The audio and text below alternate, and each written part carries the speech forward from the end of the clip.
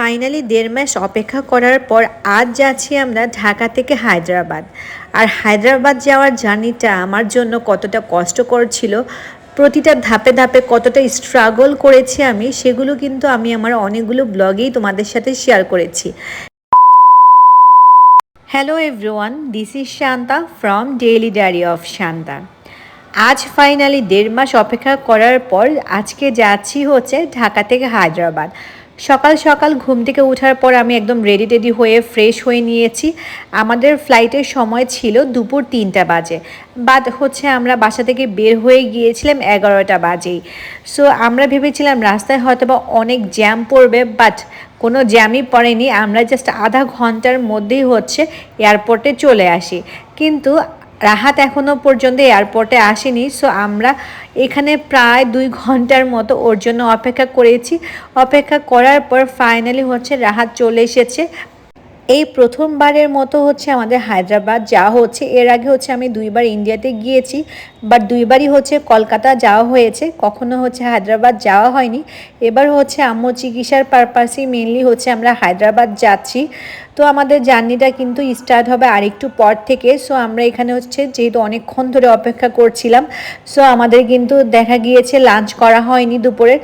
তো রাহাত হচ্ছে আমাদের জন্য খাবার অর্ডার করতে গিয়েছে, যেহেতু অনেকটা লেট হয়ে গিয়েছে আর একটু পরেই হচ্ছে আমাদের জার্নি স্টার্ট হবে। বাট এইখানের কোনো খাবারই হচ্ছে আম্মু খেতে পারবে না, তাই ওর জন্য আর আমার জন্যই অর্ডার করেছে। তো এখানে হচ্ছে কফি নিয়ে এসেছে। আমাদের দুজনেরই একটু ঠান্ডার সমস্যা কয়েকদিন ধরে, বাট ট্রাস্ট মি, আমার মনে হয় অনেক বছর পর এইখানে আমি এত মজাদার একটা রোল খেয়েছি। মানে লাস্ট কবে যে এত মজাদার রোল খেয়েছি আমার মনেই নেই। মানে এত রোল খাওয়া হয়েছে, বাট এইটার মতো এত টেস্টি খাবার আমার মনে হয় না আমি লাইফে কখনো খাইছি। মানে আমার কাছে এই রোলটা এতটা বেশি ভালো লাগছে, আমি রাহাতকে বারবার বলছিলাম।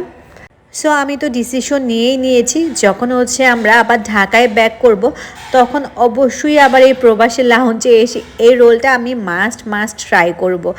যাই হোক, আমাদের কাছে আর বেশি সময় নেই, জাস্ট হচ্ছে 5 মিনিটসের মধ্যেই হচ্ছে আমাদেরকে উঠে যেতে হবে, যেহেতু ওখানেও হচ্ছে আবার ফাইনাল আবার চেকিং আছে। সো আমি তাড়াতাড়ি করে হচ্ছে আমার কফিটা ফিনিশ করে নিচ্ছি।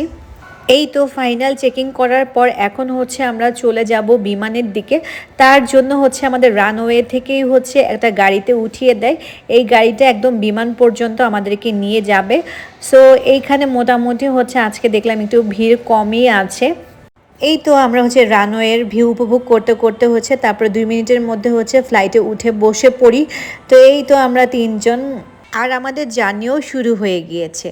তোমরা কি একটা জিনিস খেয়াল করেছো, আজকে কিভাবে যেন আনফর্চুনেটলি আমার আর রাহাতের হচ্ছে জ্যাকেট একদম ম্যাচিং কালার হয়ে যায়। সো এটা কিন্তু আমাদের একদমই প্ল্যানের মধ্যে ছিল না, বাট আমরা যখন হচ্ছে এয়ারপোর্টে আসি খেয়াল করি দুজনেরই হচ্ছে জ্যাকেটে অফ হোয়াইট কালারের পড়ে যায়। নতুন একটা দেশে নতুন একটা স্বপ্ন আর নতুন একটা আশা নিয়ে যাচ্ছি। জানি না আমার ভাগ্যে আল্লাহ কী রেখেছে, তবে সবাই দোয়া করবে যে একটা আশা বা স্বপ্ন নিয়ে হচ্ছে নতুন একটা দেশে যাচ্ছি, সেই আশা বা স্বপ্নটা যেন আল্লাহ পূরণ করে এবং সব কিছু যেন ঠিকঠাক মতো থাকে এবং সুন্দরভাবে যেন হচ্ছে আমরা আবার ঢাকায় হাসি খুশিভাবেই ব্যাক করতে পারি। যাই হোক, এদিকে ফাইনালি সব ধরনের ইনস্ট্রাকশন দেওয়া শেষ করার পর হচ্ছে আমাদের ফ্লাইট স্টার্ট হয়। তো এখানকার ভিউটা কিন্তু আমার কাছে খুবই জোস লাগে, তাই হচ্ছে আমি ভালো করে ক্যাপচার করে নিয়েছি তোমাদের সাথে শেয়ার করার জন্য। আর উপর থেকে পুরো আমাদের বাংলাদেশটা এত ছোট লাগে, দেখতেও কিন্তু অনেক ভালো লাগে। সো আমাদের এখানকার জার্নিটা মাত্র 2 ঘন্টার ছিল, দেড়শোই হচ্ছে জাস্ট আধা ঘন্টার পরেই হচ্ছে জার্নি শুরু হওয়ার আমাদের কাছে আমাদের দুপুরের লাঞ্চ চলে আসে। সো আজকের লাঞ্চটা কিন্তু খুবই ভালো ছিল। এখানে ছিল হচ্ছে ডাল পরোটা আর হচ্ছে চিকেন কারি ছিল, আর সাথে হচ্ছে আমাদের একটা পানির বোতল দিয়েছে আর দিয়েছে ডেজার্টের জন্য একটা মাফিন। নর্মালি ফ্লাইটের খাবার কিন্তু তেমন একটা বেশি ভালো হয়ে থাকে না, আই মিন টেস্টি হয়ে থাকে না তেমন একটা বেশি, বাট ট্রাস্ট মি, এই এয়ার ইন্ডিয়ার খাবারগুলো আমার কাছে তো এত বেশি ইয়ামি লেগেছে কি আর বলবো। আমি তো মনে হয় বারবার ট্রাই করতে চাই, এতটা বেশি মজা লাগছিল আমার কাছে। বিশেষ করে চিকেন কারিটা এত বেশি মজা হয়েছে, একদম আমাদের দেশের রান্নার মতো। তো এইদিকে খাওয়া দাওয়া শেষ করার পর এখন হচ্ছে আমি ট্রাই করব মাফিনটা। তো ওনারা মাফিনটাকে খুব ভালো করেই হচ্ছে প্যাকেট করেছিল। তো তো এখন হচ্ছে আমি এটাকে ওপেন করে নিলাম। আর ট্রাস্ট মি, এই মাফিনটা খেতে যে এতটা ইয়ামি ছিল, আমি এটা আসলে কল্পনাও করিনি যে এতটা মজার হয়ে থাকবে। সো নিচের যে একটা পোর ছিল এটা এতটা বেশি টেস্টি ছিল যে মনে হচ্ছিল এটাকে আমি বারবার খেতে চাই।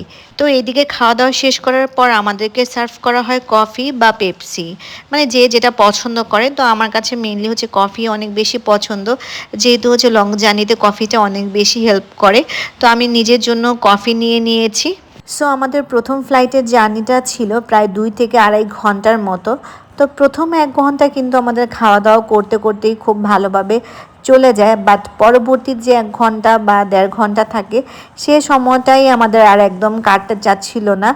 তাই খাওয়া দাওয়া শেষ করার পর আমার কাছে মনে হলো যে কিছুক্ষণের জন্য আমার এখন একটু ঘুমিয়ে নেওয়া দরকার, যেহেতু অনেক বেশি আর্লি মর্নিংয়ে ঘুম থেকে ওঠা হয়েছে।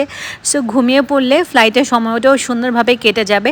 আর ঠিক তাই হলো, ঘুমাতে ঘুমাতে দেখলাম যে আমার হচ্ছে জার্নিটাও শেষ হয়ে গিয়েছে। সো আমরা এখানে চলে এসেছি দিল্লি এয়ারপোর্টে। এখানে হচ্ছে আমাদের টোটাল 4 ঘন্টার একটা ট্রানজিট আছে। আর আমি একটা জিনিস খেয়াল করলাম যে আমাদের বাংলাদেশের এয়ারপোর্টের তুলনায় দিল্লি এয়ারপোর্টটা অনেক অনেক বড়। আমি এই প্রথমবার দিল্লি এয়ারপোর্টে এসেছি। সো আমার কাছে তো অনেক অনেক বড় মনে হয়েছে। প্লাস আমি যখন দেখলাম বিমানটা হচ্ছে রানওয়েতে নামছিল, তখন প্রায় অ্যাটলিস্ট 15 মিনিটসের মতো হচ্ছে ঘুরছিল। তার মানে হচ্ছে এই রানওয়েটা প্লাস হচ্ছে এয়ারপোর্টটা কিন্তু অনেক বড়। যাই হোক, এখানে যেহেতু আমাদের 4 ঘন্টার একটা ট্রানজিট ছিল, সো আমরা কি করব, সময় কীভাবে কাটাবো সেটাই ভাবছিলাম। সো 4 ঘন্টা তো আর আমাদের ইমিগ্রেশনে লাগবে না, তাই হচ্ছে আমাদের এয়ারপোর্টে যে লাউঞ্জ রয়েছে দিল্লি এয়ারপোর্টের, সেখানে হচ্ছে আমরা কিছুক্ষণের জন্য বসে সময় কাটাচ্ছি। সো আমরা এখান থেকে হচ্ছে 3 জনের জন্য 3টা সাবওয়ে নিয়েছিলাম। তবে আমাদের বাংলাদেশের লাউঞ্জে যে হচ্ছে আমরা রোলটা খেয়েছিলাম ওইটা আমার কাছে এত বেশি আমি লেগেছে, বাট এইখানের যে সাবওয়েটা নিয়েছি আমার কাছে তেমন একটা বেশি ভালো লাগেনি। আমার কাছে মনে করেন টাকাটা টোটালি ওয়েস্ট মনে হয়েছে। আর এইখানকার খাবার দাবার আমার কাছে মনে হয়েছে অনেক অনেক বেশি এক্সপেন্সিভ।